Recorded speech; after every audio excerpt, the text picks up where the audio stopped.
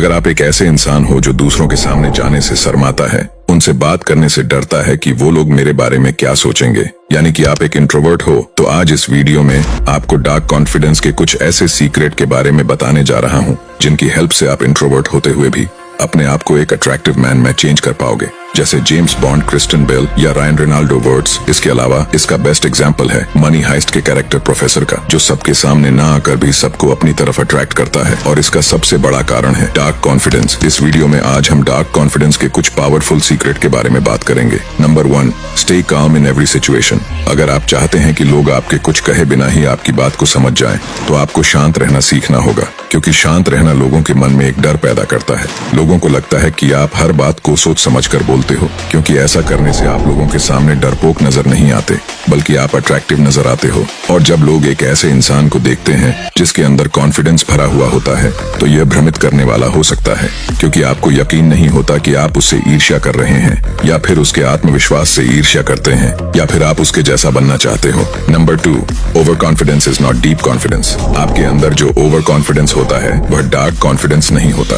वास्तव में आपके अंदर कुछ ऐसी आदतें होती हैं जिन्हें देखकर आपको लगता है कि आप एक कॉन्फिडेंट इंसान हो, और यही आदतें आपको डार्क कॉन्फिडेंस बनाने से रोकती हैं, जिनसे आपको बचना आना चाहिए। फॉर एग्जाम्पल, आप किसी ग्रुप में बैठे हो और वहाँ किसी ने आपको कोई काम करने के लिए दे दिया, और आप बोल देते हो कि मैं इस काम को आसानी से कर लूंगा। अगर आप ऐसा करते हो तो आपसे बड़ा बेवकूफ कोई नहीं है। आप कभी भी डार्क कॉन्फिडेंट इंसान नहीं बन पाओगे, इसलिए आपको मना करना आना चाहिए। डीप कॉन्फिडेंस वाला इंसान सुनता और देखता ज्यादा है, और उसे अपनी फीलिंग और जो वह बोलता है उस पर उसका कंट्रोल होता है, क्योंकि जब आप हर बार बोलने के बजाय सुनते हैं, तो जो आपको कहा जाता है उसे समझने का समय मिलता है, ताकि आप लास्ट में सही आंसर दे सकें। इससे आप एक डार्क कॉन्फिडेंस नजर आते हो और लोग आपकी तरफ अट्रैक्ट होते हैं। ये वैसा ही है जैसा प्लेटो कहते हैं, बुद्धिमान लोग इसलिए बोलते हैं क्योंकि उनके पास कहने के लिए कुछ होता है, मूर्ख इसलिए बोलते हैं क्योंकि उन्हें कुछ कहना होता है। इसलिए अपने दिमाग में आने वाले पहले विचार को उगलने के बजाय रुकें और सुने। सिर्फ इसलिए सुने कि आप बाद में बीच में आकर बातचीत को अपने हिसाब से मैनिपुलेट कर सकें। अगर आप ऐसा नहीं करते हो तो आप एक नार्सिसिस्ट इंसान समझे जाएंगे। सुने और सामने वाले इंसान से सवाल पूछे ताकि आप और अधिक समझ पाए।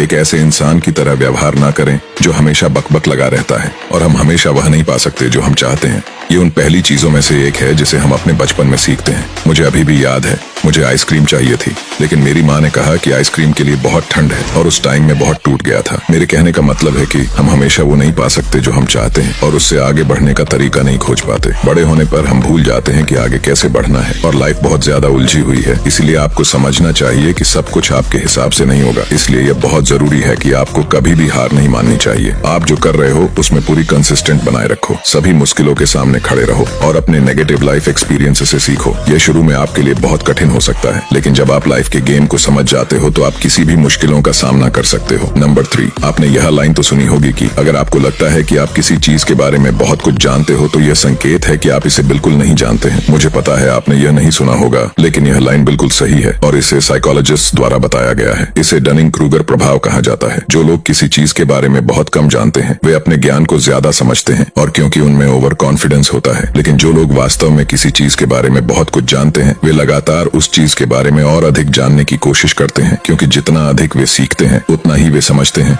कि वह चीज कितनी जटिल हो सकती है। यह ठीक वैसा ही है जैसे जब क्रिप्टो आया था। हर कोई इसे खरीदने के लिए बाहर गया, लेकिन एक्सपर्ट्स ने इसे खरीदने से पहले इसकी अस्थिरता को समझने का इंतजार किया। अंदाजा लगाइए कि किसने पैसा खोया और किसने नहीं। इस तरीके से आप समझ सकते हो कि ओवर कॉन्फिडेंस से आप कभी भी डार्क कॉन्फिडेंस इंसान नहीं बन पाओगे। नंबर 4, हमेशा ध्यान रखें कि हमेशा अपने आप को साबित करने की जरूरत नहीं होती, और डीप कॉन्फिडेंस वाले लोगों को कभी भी किसी के सामने खुद को साबित नहीं करना पड़ता, क्योंकि उनके एक्शन उनको साबित करते हैं। आपको हमेशा ये चीज ध्यान रखनी है कि आप हर चीज में परफेक्ट नहीं हो। कोई भी सब कुछ नहीं कर सकता। आपकी सोच ही आपको डार्क कॉन्फिडेंस मैन बनाती है, और आपकी सोच ही परिणाम निर्धारित करती है। यदि आप सोचते हैं मैं बाहर जाकर नए लोगों से मिलूंगा, और उसके बाद आपका पहला विचार यह है कि मुझे नहीं पता कैसे, तो आप शायद अपने रूम से आगे भी ना बढ़ पाओ। लेकिन ऐसा क्यों है? क्योंकि जब आप खुद से कहते हैं मुझे नहीं पता कैसे, तो आपका सबकॉन्शियस माइंड इस पर विश्वास कर लेगा, और जब आप वास्तव में में बाहर जाकर लोगों से मिलने का फैसला करते हो तो आपके लिए समस्याएं पैदा करेगा। लेकिन सबसे अच्छी बात यह है कि अपने मन में उस नेगेटिव सेल्फ टॉक को पॉजिटिव थिंकिंग में चेंज कर देता है। जैसे मुझे कब बाहर जाना चाहिए या मैं नए लोगों से कैसे मिल सकता हूँ।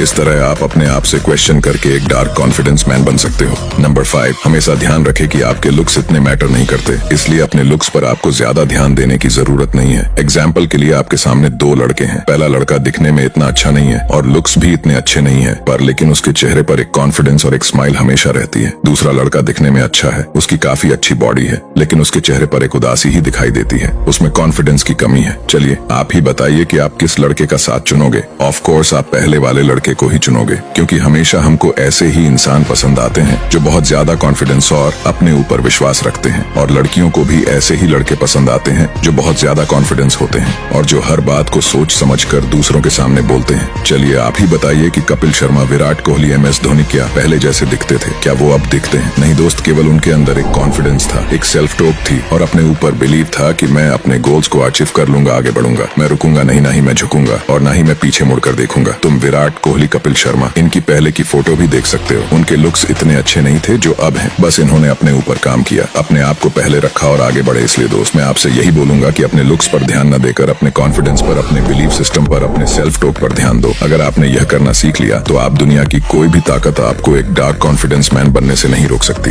इसलिए आपको हमेशा ध्यान रखना है कि आपको कभी भी अपने ऊपर इस डिजिटल दुनिया को हावी नहीं होने देना है। नेटफ्लिक्स, गेमिंग, इंस्टाग्राम, फेसबुक, इन पर समय बिताना गलत नहीं है दोस्त, लेकिन इन पर अपना पूरा समय बिताना आपके गोल्स और आपके माइंड ग्रोथ को रोक सकता है। अगर आपको मेरी बात पर यकीन नहीं हो रहा है तो आप एक एक्सपेरिमेंट करके देखें। आपको कम से कम 5 दिनों तक सोशल मीडिया, नेटफ्लिक्स या वीडियो गेम या कुछ भी इसी तरह का इस्तेमाल न करें और आप देखेंगे कि आपका दिमाग कैसे अलग तरह से काम करना शुरू कर देता है। शुरुआत में आप बहुत ज्यादा बोरिंग फील करोगे, लेकिन यही बोरियत आपके लिए अच्छी है, क्योंकि आपका दिमाग नए नए विचारों के लिए अपने आप को रेडी कर रहा है। लेकिन आप इस टाइम को अपना दोस्त बना लेते हो तो आप एक डार्क कॉन्फिडेंस इंसान के रूप में दिखाई दोगे। एग्जाम्पल से भी समझ सकते हो कि आपने कभी सोचा है कि विराट कोहली, MS धोनी, बड़े बड़े क्रिकेटर सोशल मीडिया पर अपना टाइम वेस्ट क्यों नहीं करते? क्योंकि उन्हें पता है सोशल मीडिया हमें कमजोर और भी कमजोर बना देगी। विराट कोहली, जिन्हें किंग कोहली कहा जाता है, वह खुद सोशल मीडिया पर सिर्फ 1 से 2 घंटे अपना टाइम देते हैं। MS धोनी, जिन्हें ताला कहा जाता है, वह खुद सोशल मीडिया कम यूज करते हैं। और आप इसी चीज से पता लगा सकते हो कि इन लेजेंड लोगों में एक अलग ही डार्क कॉन्फिडेंस दिखाई देता है जो इनको सबसे अलग बनाती है। ये डिजिटल दुनिया इसी तरीके बनाई से गई है कि लोग अपना ज्यादा से ज्यादा टाइम इन सोशल मीडिया पर वेस्ट करें। आपको कभी भी इससे संतुष्टि नहीं मिलेगी, लेकिन जिस दिन आपने इस डिजिटल दुनिया को कंट्रोल करना स्टार्ट कर दिया, मतलब आपको अपने मन पर और अपने समय पर कंट्रोल करना आ गया, तो यकीन मानिए दोस्त, आप उन 1% लोगों में आ जाएंगे जिनमें जेम्स बॉन्ड, क्रिस्टियन बेल और रायन रेनाल्डो वर्ड्स जैसे लोग आते हैं। और उसी समय से आपकी पूरी जिंदगी बदल जाएगी और आप एक डार्क कॉन्फिडेंट मैन बन जाओगे। अगर वीडियो अच्छी लगी हो तो चैनल को सब्सक्राइब और लाइक करें।